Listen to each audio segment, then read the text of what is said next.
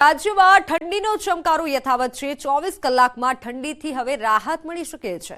24 કલાકમાં 2 થી 3 ડિગ્રી સુધી તાપમાન વધી શકે છે।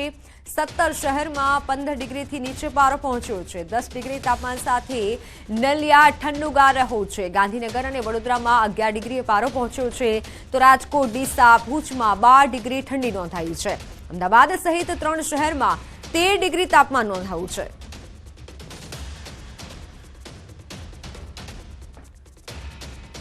तो संवाददाता विभू पटेल जोड़ाई चुक्या छे, जेमनी पासे વધુ વિગતો જાણીશું। વિભુ, હાલ આગામી સમયમાં ઠંડીમાં ઘટાડો થઈ શકે છે તેવી આગાહી કરવામાં આવી છે, તો કેવી રહેશે આગામી સમયમાં ઠંડી?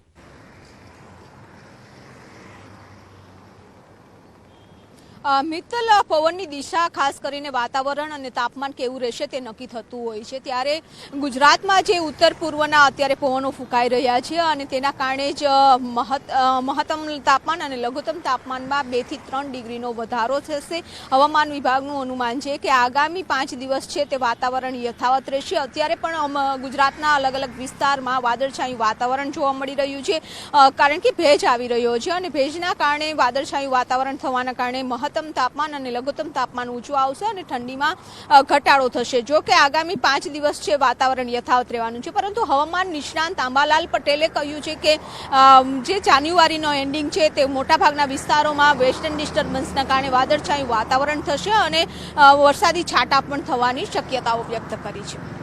એટલે હવામાન નિષ્ણાંત દ્વારા ક્યાંક માવઠું પડવાની પણ આગામી સમયમાં આગાહી કરવામાં આવી છે।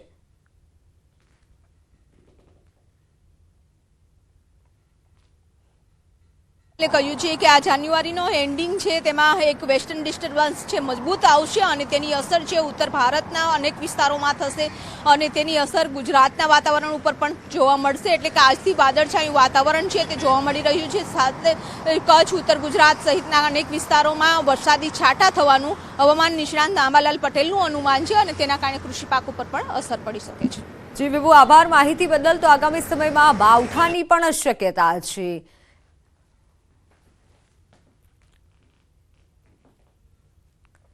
આ તરફ હવામાન નિષ્ણાંત અંબાલાલ પટેલે કડકડતી ઠંડી વચ્ચે કરી છે માવઠાના માળની આગાહી। રાજ્યમાં કડકડતી ઠંડી પડી રહી છે। શિયાળાએ બરાબરનું આક્રમણ કર્યું છે। શિયાળો તેની ચરમસીમાએ છે, ત્યારે ખેડૂતો માટે માઠા સમાચાર છે। શનિવારથી ઠંડી ગાયબ થઈ જશે અને માવઠાના થશે મંડાણ। હવામાન નિષ્ણાંત અંબાલાલ પટેલે ખેડૂતોના જીવ અદ્ધર થઈ જાય તેવી આગાહી કરી છે। જાન્યુઆરીના અંતમાં ઠંડી ઘટી જશે અને માવઠાના મંડાણ થશે।